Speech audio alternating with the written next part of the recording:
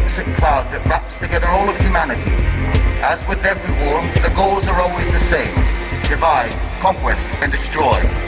The only difference is now, the weapons are not guns or bombs or missiles.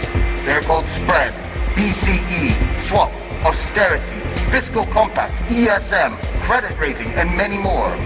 They're equally strong weapons of mass destruction. But it's the army of the finance speculation, the one who strangles the economy, the one who harasses the democracies, the one that makes us scared slaves, the one that imposes a lifestyle upon all of us that we don't like. It seems we're watching the dawn of a new era, a period where discoveries in all of the different sectors of science and medicine should have allowed an easier life for us, to have defeated all the diseases and world famine. We would all have had far more free time because the machines would have worked for us, but it hasn't gone that way. The modern world obviously needs some improvement. Cancer and other epidemic diseases are responsible for deaths at an unstoppable rate. The pandemic spreads globally and increases like the incomes for the pharmaceutical industries. Hunger in the world has not been defeated. Violence keeps devastating entire world areas, and the situation of poverty is forcing entire populations to migrate. The United States are just like the old and beloved Europe, where the social differences are getting wider. Rich people are becoming more rich. The middle class is being pushed towards poverty, and the lower class spirals uncontrollably towards misery.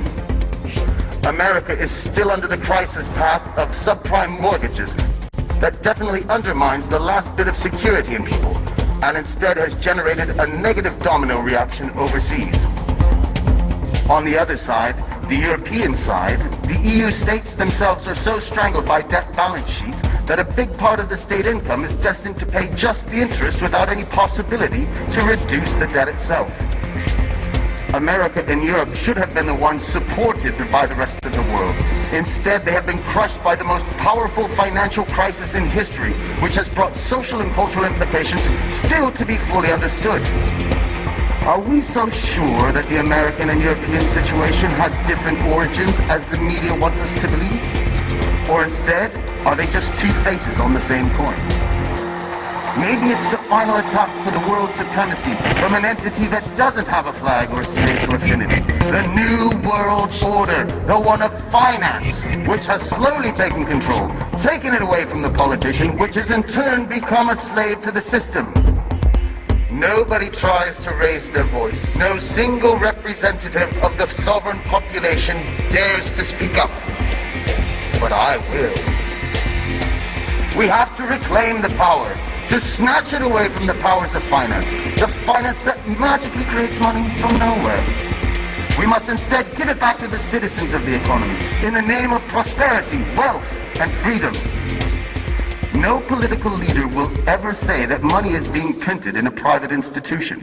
However, the European Central Bank is private, and the American Federal Reserve is private, and yet the banks flutter on nothing. You must know that if tomorrow all the owners of bank accounts and other deposits should arrive in the bank to take away their cash, only the first 3% could be satisfied before finishing the cash money. Don't believe me? Have a look at what Cyprus is facing now. More countries are destined to follow. Maurice Allais, winner of the Nobel Prize for Economics, wrote in 1999, "The actual money creation from nowhere operated by the bank system is identical to the creation of money by forgers. The results are basically the same. The only difference is who gets the profit of it." More than 80 years ago, Bertolt Brecht wrote in Santa Giovanna di Mascelli that it was more criminal to establish a bank and then rob it. Aha! Now there's a true prophet. At the time, the weapons of mass destruction were not yet created by finance. Which ones? Well, between the lies and the misleading, all at the service of finance, the choice is huge. The ESM, for example, is the European mechanism of stability. Or is it? The new Save the State funds, or as we all know in reality, are the bailouts to help just the banks and businesses. Just take a look at Greece. For all of this support, 52% goes to the international banks and to the business owners to help them, to reward them, to save them. There is 23% which goes to the European Central Bank, Then there is 20%, which is designated for the Greek banks. And finally, just a meager 5% actually goes to the Greek state and their citizens. Something, or should I say some things, are clearly wrong here. You must understand something. The user is only afraid of one thing, which is that his client will die. The user has to constrict them so he can make them a slave, but the client doesn't have to die. I'd like you to keep in mind something very important, which is when all of us are asked to tighten up the belt, is Europe asked to do the same? This is bullshit. Sometimes there's a gentleman who asks us just that. Mr. Van Rompuy, President of the European Council, elected by governments and not by the citizens. This person has been called out publicly by a British deputy in 2010 as being, quote, expert, capable, and dangerous, the silent killer of European democracy and European nations. No. He is wrong. He is just another slave of finance. A slave of the big banks, of Goldman Sachs, One for All, the big names, Bilderberg, Aspen, Trilateral, and these names, these conspirators, they all want us to believe that it's a lie. Conspiracies, as they call it, but instead it's all true. We are familiar with one of the big, powerful people in the world. 50 years ago, in 1963, President Kennedy signed the 1110 Act, where he took away the exclusivity from the Federal Reserve and gave the Treasury Department the faculty to print money. This was a big strike to overpower the Fed, which, by the way, is a private bank, and also the banking system. It was June 4th, 1963, and less than 6 months later, President Kennedy was killed. Coincidence? Obviously. You must realize that changing politics is simply not enough. Even swapping out the old caste in the current parliament won't work. The real revolution is an internal act. It is in our conscious, and it is based on changing our mental perception, to pass our egocentrism, and to acknowledge what is the final goal in our society. Not the profit for a few, but a wealth for all. You, just tell me, are you happy? So, from this moment, since the finance started the war, I declare to the men and women of power, so big, so few, so timid, with what weapons shall we fight back?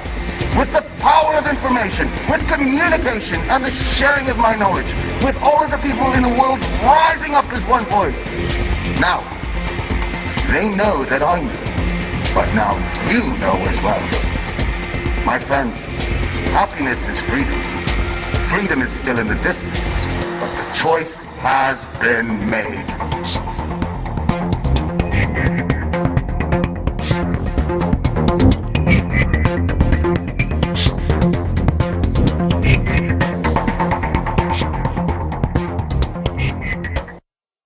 When you're ready to rise up, you'll rise up. All the power you need is in your hands. Now look around you. Our financial systems have been hijacked by a generation of thieves. While you're working harder and harder for less and less, the game is being rigged against you. They're turning all of us into virtual slaves. Looters, at the heart of our financial system, are price-fixing our most precious resources. Food, water, energy, gold. Even the value of money itself is being siphoned away by high-level crooks in a giant mushrooming conspiracy of unstoppable corruption.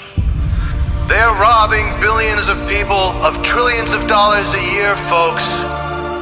There is no need for austerity measures.